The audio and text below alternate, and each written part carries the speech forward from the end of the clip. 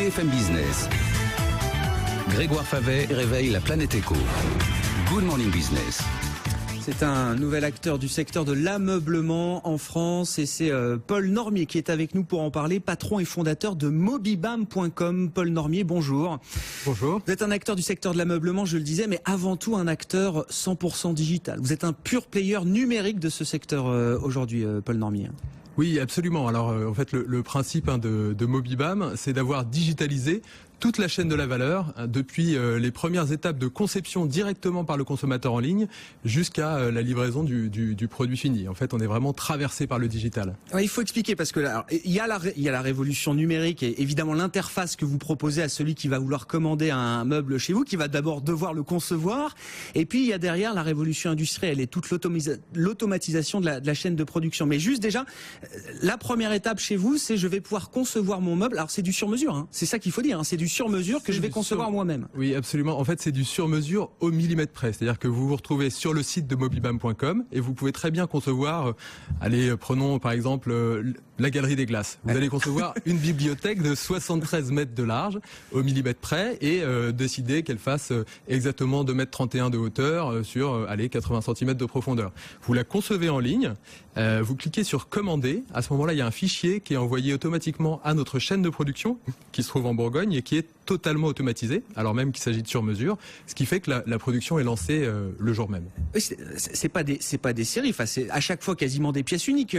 On imagine, mais je passe une commande, mais c'est même plus que ça. Je passe un ordre de production à votre usine en Bourgogne, c'est ça? Tout à fait. Vous devenez le pilote de l'usine. Ah ouais. C'est vous qui lancez l'ordre de fabrication. C'est en ce sens qu'on se rapproche un peu d'une technologie comme l'impression 3D, parce que finalement, ce qu'il y a de révolutionnaire dans l'impression 3D, c'est pas tellement de rajouter de la matière, c'est que ça arrive à un moment où, avec Internet, avec toute cette digitalisation de la production, on est capable de réenvisager l'univers de la production industrielle totalement différemment. Là, c'est vraiment l'ère de la personnalisation de masse, c'est là-dedans qu'on s'inscrit. Un mot quand même, parce que je trouve toujours intéressant d'avoir quelques éléments du parcours et de la réflexion là qui ont conduit un entrepreneur comme vous à mener ce projet aujourd'hui, qui est tout récent, hein, ça. Enfin, vous êtes lancé il y a quelques mois, mais ça fait déjà plusieurs mois, voire plus d'un an peut-être que vous travaillez sur ce projet. Ça a commencé par une expérience personnelle, comme souvent. Oui.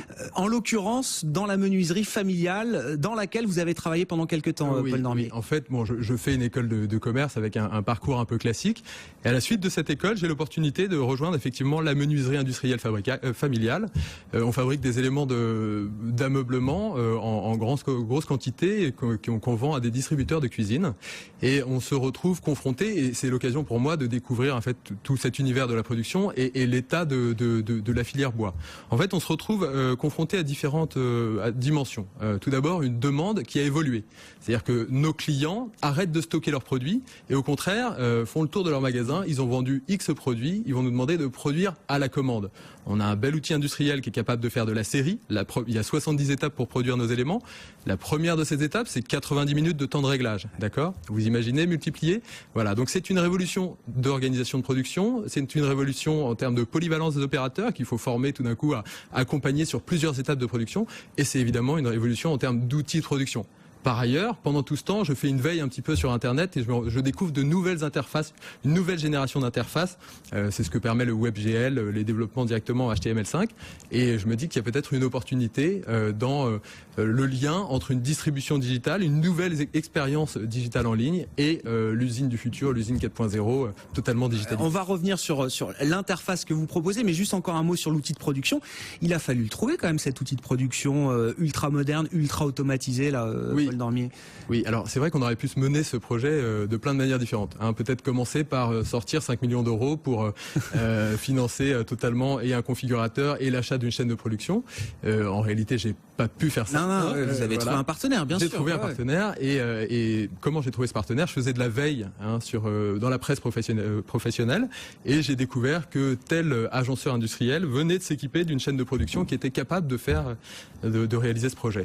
L'enjeu de votre interface, et alors je que je suis allé bidouiller un petit peu hier dessus. Évidemment, alors c'est très amusant parce que voilà, on peut ne pas être forcément très bricoleur. C'est toujours amusant de construire son meuble en 3D. Voilà, on se dit je vais essayer, puis on se prend au jeu et on essaye de construire tout ce qu'on peut.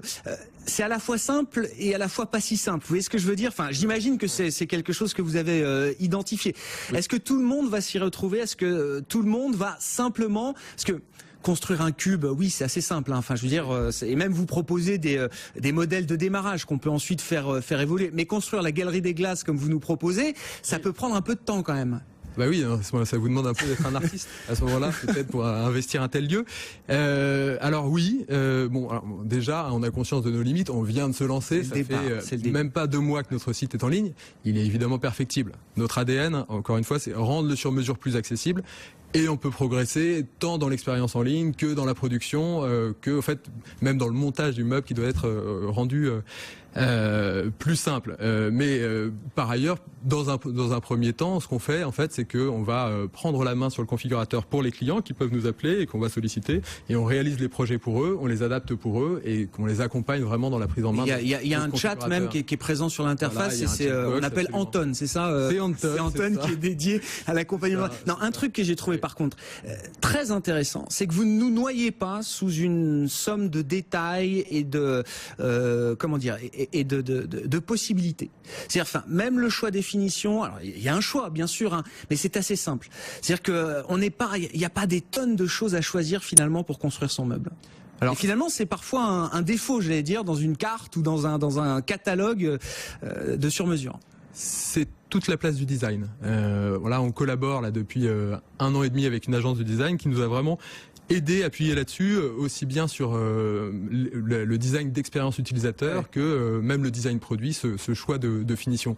Et en effet, on a fait ces choix-là après avoir fait une petite analyse du marché et avoir analysé notamment les raisons de l'échec d'un certain nombre d'initiatives qui avaient été menées autour du meuble personnalisé, pas nécessairement du meuble sur mesure, et qui nous ont amené à prendre ces décisions. En fait, ce qui se passait, c'est par exemple des sites mettaient en avant la possibilité de combiner... mais c'est ça, 80 modèles de poignées, 14 milliards de combinaisons possible. Et en fait, ce que vous faites là, c'est que vous noyez le consommateur, vous ne l'aidez pas du tout. D'autres sites proposaient aussi du sur-mesure, mais dans des choses absurdes, telles qu'aller choisir la hauteur sur mesure d'une table basse, voilà, au millimètre près. Là, vous posez un problème à votre client. Une table basse, la hauteur, c'est un choix de design, voilà, c'est un choix de conception, c'est certainement pas le choix du client. C'est pour ça que notre configurateur, en fait, vient intégrer au maximum des contraintes qui sont liées à la production, à la sécurité, à la qualité du meuble et à la livraison. Et on l'a pas dit, mais enfin voilà, tout ce que vous avez décrit là, à la fois l'interface, le 100% digital, l'automatisation des procédés industriels derrière, ça vous permet d'être ultra compétitif. Alors c'est le chiffre que vous annoncez, c'est 70%, moins 70% par rapport à la concurrence, qui est quoi? À quelle concurrence est-ce que vous faites référence, voilà. Paul Normier? Il faut quand même apporter cette nuance, effectivement. C'est jusqu'à 70% moins cher et en fait c'est par rapport à une concurrence faite de points de vente conventionnels physiques tels qu'il peut exister un certain nombre de chaînes en France. En fait, pourquoi? Il y a déjà simplement la désintermédiation. En fait, ces chaînes, il y a un propriétaire de marque, une usine qui vient vendre à un grossiste éventuellement avant de toucher le point de vente puis le consommateur final. Là, on est un lien direct avec le consommateur qui prend la main directement sur la conception. Qui est le chef de fabrication de son propre meuble. Le designer, le pilote de l'usine. Et le pilote de l'usine. Merci beaucoup Paul Normier d'être venu nous voir. Fondateur et PDG de Mobibam.com sur BFM Business.